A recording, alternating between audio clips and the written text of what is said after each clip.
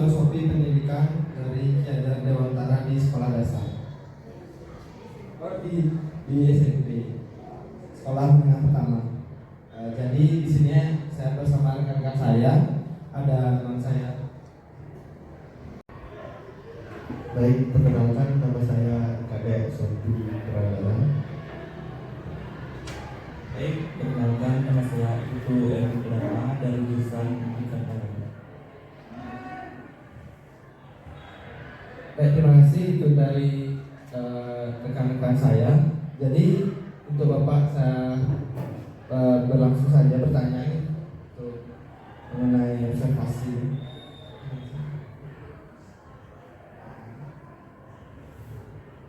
Jadi untuk Bapak, pertanyaan yang pertama, bagaimana Bapak memberikan kebebasan kepada siswa untuk mengeksplorasi ide atau kami ulang ya. Bagaimana Bapak memberikan kebebasan kepada siswa untuk mengeksplorasi ide atau solusi sendiri dalam pembelajaran? Terima kasih. Mandiri belajar, mandiri berubah, mandiri berbagi.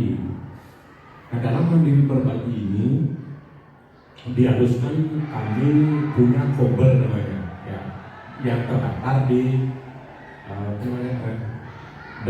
Kemendikbud resmi artinya, karena sudah di tingkat berbagi.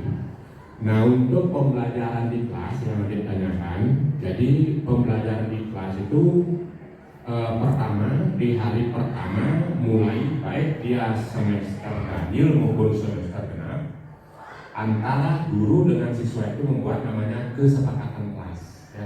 Kesepakatan kelas bagaimana proses pembelajaran nantinya berlanjut supaya sama-sama mengenakan, tetapi tidak membuat anak itu mengenakan, ya, tidak selalu di zona nyaman. Selalu nanti kita mencari solusi supaya PPM itu berlangsung secara maksimal. Jadi proses belajar mengajar, yang mengajar enak, yang diberikan pelajaran juga mengenakan, karena sudah dibuat suatu kesepakatan. Nah, untuk kebebasan ide, nah di sanalah sudah diaturnya sesuai dengan metode dan jenis pembelajaran yang diatur di dalam kurikulum, ya. Masing-masing bidang tadi kan beda deh, ya, beda caranya. Ada yang sama tetapi lebih banyak berbeda. Misalnya kalau kami di IPA jelas lebih banyak ke prakteknya, ke percobaan, kemudian berdiskusi begitu. Nah, di sanalah sesuai dengan rubrik rubrik kesepakatan kelas itu, kami selalu memberikan kebebasan dan memberikan peluang yang sama kepada semua anak didik. Kemudian dari apa yang disampaikan oleh anak didik tentang suatu pelajaran itu, tetap kami sebagai guru yang akan menyimpulkan dan mencari sesuai yang kebenaran di dalam disiplin ilmunya, begitu. Demikian, artinya tetap memberikan kesempatan yang sama dan berfokus pada peserta didik untuk mengekspresikan apa yang menjadi ide mereka dalam suatu pelajaran. Karena adik kan umum, ya, tidak ke bidang studi olahraga, ke IPA atau demikian yang dapat saya sampaikan. Mungkin kalau rekan saya Pak Tengah, beliau adalah wakilnya kurikulum, kalau saya adalah kaumnya kurikulum. Pak Tengah ingin menambahkan, silakan. Terima kasih Pak Wayan. Saya mungkin sehingga anak-anak diberi keleluasan untuk menggali. Itu biasanya dalam diskusi, kemudian diberi tugas kelompoknya untuk membuat video pembelajaran, membuat PowerPoint. Itu anak-anak yang lebih banyak disuruh itu beberapa mapel. Sehingga di sanalah anak-anak bisa mengembangkan potensinya, bebas dia berkreasi sesuai dengan kemampuan yang dia Tidak ada lagi tekanan pada guru harus begini, harus begitu. Nah, tetapi kembangkan potensi dari kreativitas tugas-tugas yang dikasih. Sehingga guru tidak lagi banyak ceramah seperti dulu. Dari pembelajaran yang Bapak sudah katakan tadi bahwa subjeknya berfokus pada siswa atau peserta didik. Nah, untuk itu jika ada kekeliruan dalam pemahaman mereka, sebab kita sebagai tenaga pendidik akan bagaimana dan untuk meluruskan hal tersebut kita harus bagaimana juga Bapak. Sekian dari saya.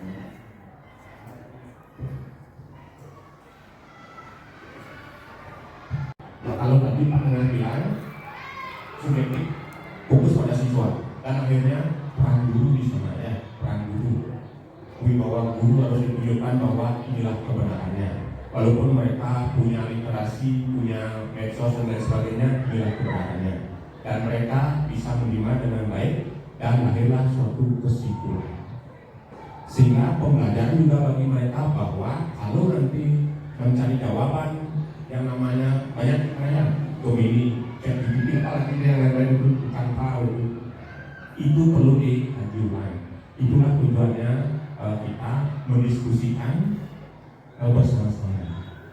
Akhirnya guru yang menyimpulkan berdasarkan konsep yang benar menurut buku yang lisensinya sudah dipercaya secara internasional. Terima kasih deh.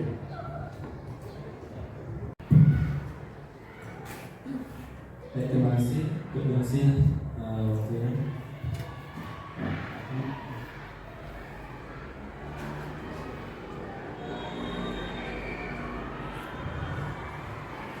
Untuk pertanyaan selanjutnya, saya akan bertanya kepada adik-adik yang kalau adik-adik mengalami kesulitan belajar, apakah guru membantu atau menyemangati adik-adik?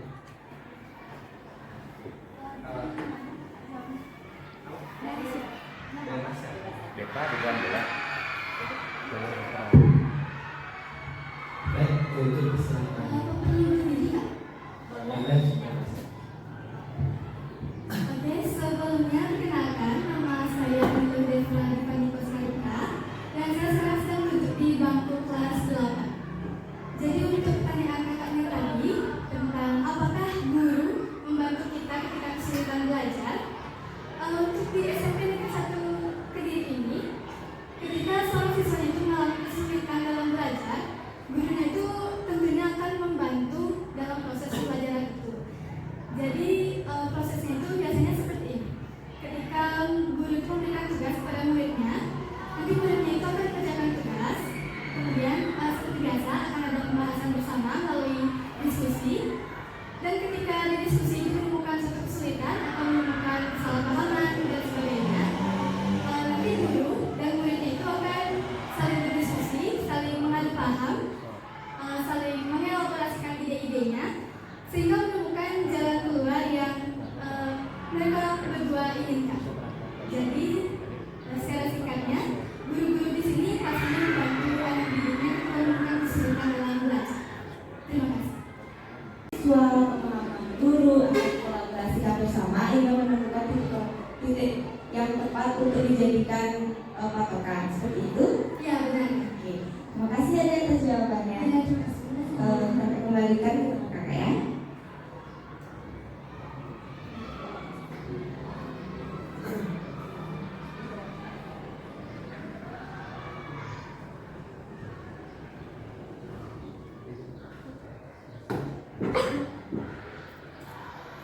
Cincin. Baik Bapak, jadi sekarang saya akan menanyakan Bapak lagi. Bagaimana Anda membangun semangat dan keterlibatan siswa selama proses pembelajaran? Ajar itu misalnya dia menyampaikan ke depan, misalnya ada tugas untuk presentasi, sehingga mereka lebih fokus. Sehingga mereka itu bagaimana kita menciptakan supaya mereka itu merasa ikhlas, merasa rela, tidak tertekan, terbebani seperti yang bilang Pak itu dengan SDT itu. Jadi kalau mungkin juga itu sudah tahap ke sana ya, pembelajaran di kelas praktek sudah di kelas.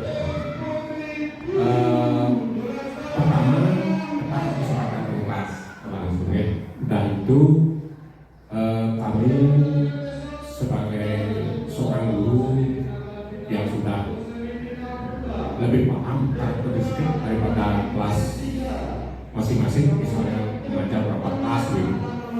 Nah, kami akan lihat dulu suasana. Pertama, lihat suasananya anak-anak mungkin masih dia dalam suasana istirahatnya, habis minum dan lain sebagainya.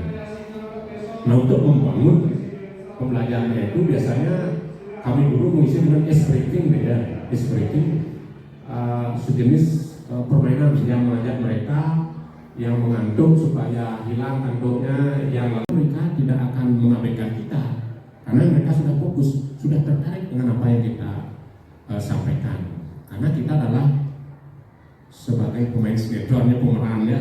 Kadang-kadang ya penampilan seorang guru itu juga ya, dari ujung kaki sampai ujung rambut ya harus istimewa, harus bagus gitu. Terus kalau guru dan pegawai prasekolah yang mengawasi anak-anak tidak usah. Nah, ya itu campur tangan mereka. Kadang-kadang kalau mereka dibela, kita juga menyudutkan seorang guru tidak boleh. Ya. Itu juga kondisi di mana baik di kelas maupun di luar kelas kita tetap menjaga suatu kondisi bahwa walaupun sekarang supaya tidak ada anggapan anak pasti baik kelas, pasti lulus, supaya tidak seperti itu, kita harus membangun wibawa di kalangan guru sendiri. Demikian saja. Jadi intinya adalah buat mereka relax dengan ice breaking dan selingan-selingan yang lain. Walaupun tidak ice breaking, bisa dengan dengan memberikan suatu literasi tentang kitab bagi yang bernama hidup, kita bolehlah kita bicarakan, tertarik dia. Bahkan besok lagi Pak cerita lagi begitu. Kalau cerita kapan materinya selesai sampai begitu ya, karena mereka kasihkan dikasih cerita yang berisi pesan moral begitu ya, yang bagus. Mereka sebenarnya haus dengan hal-hal yang seperti itu, yang mereka mungkin jarang ditemukan di medsos gitu ya. Demikian yang saya sampaikan. Terima kasih. Anak yang kita naik percobaan. Nah, untuk memotivasi biasanya untuk saya sendiri ya, untuk saya sendiri kita berikan semua anak itu kesempatan yang sama untuk bertanya, untuk menjawab. Tetapi pada umumnya tidak semua anak mau bertanya. Katanya bertanya susah. Ya memang susah kalau nggak dipahami itu apa yang ditanyakan. Oleh karena itu untuk dia mau bangkit biasanya ada paksaan sedikit. Saya suruhlah setiap orang mau bertanya apa saja ditanyakan, silakan sesuai dengan materi yang dibahas gitu. Jangan materinya tentang listrik, pertanyaannya harga pinang di pasar, itu tidak nyambung. Karena apa? Karena setiap yang mau bertanya, setiap yang mau menjawab, saya beri nilai. Itu untuk rewardnya dia. Kalau dia sama sekali tidak mau bertanya, ditunjuk juga tidak mau bertanya, ya saya tunjukkan kamu nilainya 0. Sehingga dari keseluruhannya nanti akumulasi nilai di rapat itu akan menentukan.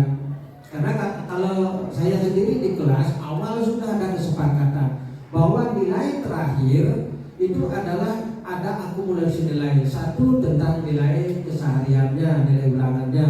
Kedua tentang nilai tugas-tugas. Ketiga tentang disiplinnya. Keempat tentang kreativitas, itu yang dia lakukan. Ada 4 penilaian.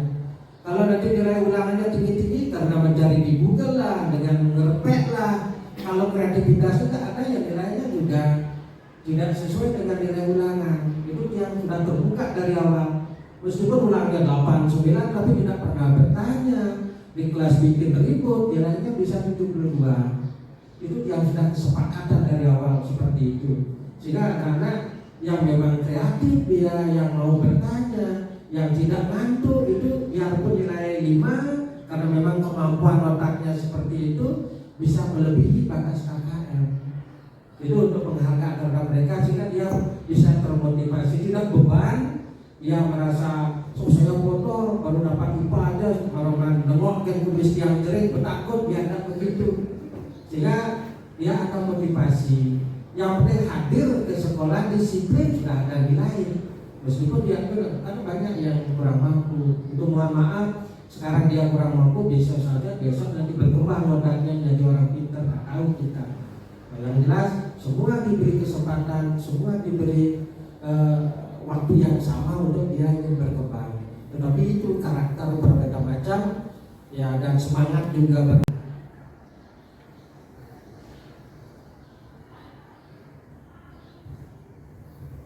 Baik, mohon izin Pak. Terus selanjutnya teman saya yang silakan untuk menanyakan. Baik, terima kasih atas waktunya. Di sini saya mau bertanya kepada siswa. Di sini saya mau bertanya, apakah guru melakukan pembelajaran gitu ya. Jadi saya duduk di bangku kelas 7. Nah, saat proses pembelajaran itu pastinya saat guru baru masuk kelas, pastinya kita memberikan salam. Habis itu jika ada yang misalnya itu jam terakhir dan itu tuh sangat membosankan, misalnya untuk siswa-siswa yang sedang ngantuk atau sedang mikirin hal-hal yang lain, itu biasanya seperti Pak Ketianto bilang tuh adanya ice breaking, itu gurunya pasti ikut bermain juga, mengarahkan bagaimana ice breakingnya dan bagaimana memotivasi kita kalau belajar itu juga penting untuk diri kita sendiri. Nah, dan itu juga guru-guru juga membantu kita dalam proses pembelajaran. Itu pun bisa seperti kayak bercanda tapi memfokus ke pembelajarannya, dan itu pun guru bisa memberikan hal-hal yang mungkin kita nggak tahu jadi bisa tahu. Dalam bermain pun bisa, dalam proses bermain kita dikasih tahu bagaimana, atau proses yang lebih serius begitu Pak. Terima kasih. Sangat penting dalam pembelajaran kelas agar siswa menjadi lebih tambah semangat. Ya. Terima kasih atas waktunya. Ya, terima kasih kembali Pak.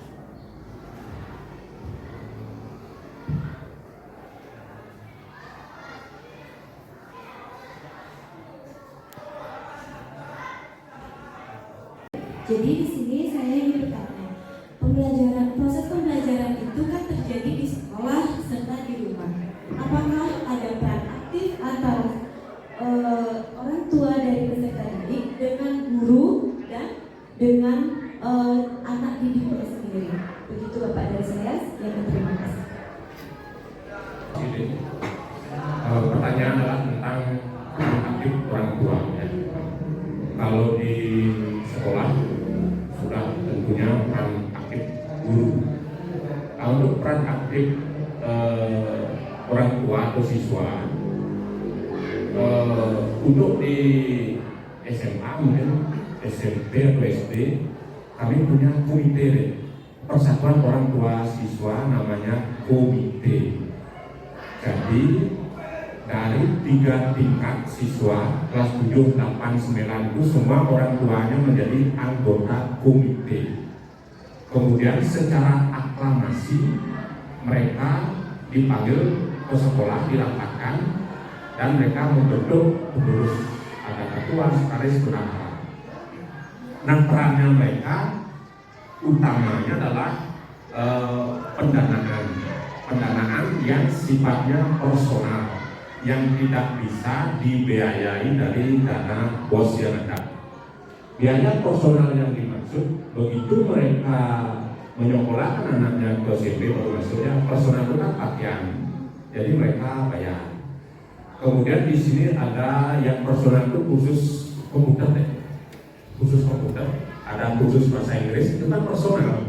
Jadi mereka untuk biayanya itu didanai dari dana komite. Nah, itu perannya terutama di bidang khusus. Kemudian peran di bidang yang lain dalam pembelajaran, mungkin sekolah lain ada yang istilahnya mendatangkan orang tuanya setiap hari Sabtu ke kelas itu. Untuk kami belum tersentuh sampai ke sana. Hanya sebatas peran di bidang personal dan sedikit juga di bidang sarana prasarana kalau dimungkinkan. Misalnya waktu ini pembuatan dapur untuk tata boga sudah hampir 80% karena lantainya 2 di atas tahun 2000. Nah semua itu berdasarkan kesepakatan.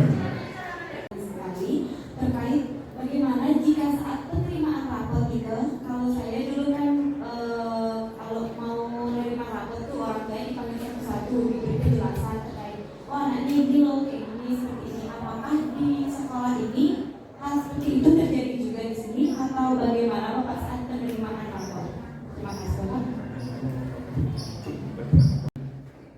Keberagaman kerja orang tua itu banyak masukan, itu sangat mengganggu orang tua, sehingga yang kami lakukan sekarang adalah ada pemanggilan orang tua khusus untuk anak-anak yang punya masalah. Nah, kita panggil, mungkin nanti dari segi nilai, dari segi disiplin dia tidak memenuhi syarat, baru dipanggil. Itu ada dipanggil pada saat pembagian rapor. Tapi untuk tahun ini kita panggil sebelum pembagian rapor. Nah, tadi sudah ada satu yang dia panggil, kita tangani dengan BK, kita memberi pengarahan terhadap anaknya seperti ini. Nanti raportnya seperti ini, kemudian naiknya seperti ini, harus ikut orang tua berperan aktif untuk memperhatikan anak. Nanti kalau masih tetap seperti ini, nanti kembali atau keluar dari sekolah ini. Sanksinya itu kembali ke kelas awal, tidak naik kelas, atau keluar dari sekolah. Itu yang kita lakukan. Karena banyak kemarin wilayah pengembangan dirinya tidak pernah hadir dia, di mana guru memberi pengembangan diri kita panggil. Dan memang sebelumnya sudah kita kasih peringatan. Sudah kita panggil beberapa sebelum raporan ini, sudah dari awal kita panggil. Kalau nanti berkasus sudah panggil, ternyata juga sampai akhir juga seperti itu ya. Nanti membuat surat pernyataan lah mereka, anak dan orang tua, untuk menerima konsekuensi kalau tidak mengikuti, tidak mau berubah ya konsekuensi seperti surat pernyataan yang ditandatangani berdua orang tua bersama anak. Itu. Tapi untuk mengundang seluruh orang tua kita tidak. Dari efektivitas efisiensi itu terlalu tinggi. Terlalu banyak merepotkan kita, yang repot orang tua juga repot, tak bisa kerja katanya. Harus ini jam segini saya sudah harus begini, kita udah repot gitu. Makanya kita cari solusi yang terbaik. Dan yang seperti ini udah beberapa tahun kita lakukan, itu tidak ada keluhan. Ya, orang tua merasa bertanggung jawab, berterima kasih juga. Nah itu yang kami lakukan. Saya akan menanyakan pertanyaan terakhir pada siswa ya. Jadi pertanyaannya, biasanya adik-adik belajar di kelas itu seperti apa? Cerita guru, bermain atau mengadakan tugas bersama? Nah, dan apa pelajaran atau kegiatan yang paling adik-adik suka? Perkenalkan, nama saya Putri Sri Mairani, biasa dipanggil Alicia, dan sekarang saya ada di bangku kelas 7. Nah, jadi dari pertanyaan tersebut, berilah kepada Pertanyaannya, biasanya adik-adik belajar di kelas itu seperti apa? Atau ada cerita guru atau mengerjakan tugas bersama teman? Nah, jadi kalau untuk belajar di kelas seperti apa itu mungkin tergantung guru. Jadi ada guru yang langsung belajar dengan serius, atau mungkin ada yang dengan ice break dulu, atau mungkin ada yang biasanya membawa proyektor lalu menampilkan PowerPoint-nya. Itu guru-guru itu beragam, ada banyak cara untuk mengajarnya seperti itu. Jadi kalau biasanya yang paling disuka oleh teman-teman saya atau mungkin teman-teman sebaya saya itu biasanya yang guru-guru yang asik, mungkin bisa diajak bercanda saat belajar, terus juga yang paham teknologi. Mungkin teknologi ini dalam artian dia itu belajar itu dengan PowerPoint. Biasanya teman-teman saya itu juga suka dengan guru kayak seperti itu. Terus juga ada satu yaitu yang biasanya membawa ice cream dan biar fokus teman-teman seperti itu.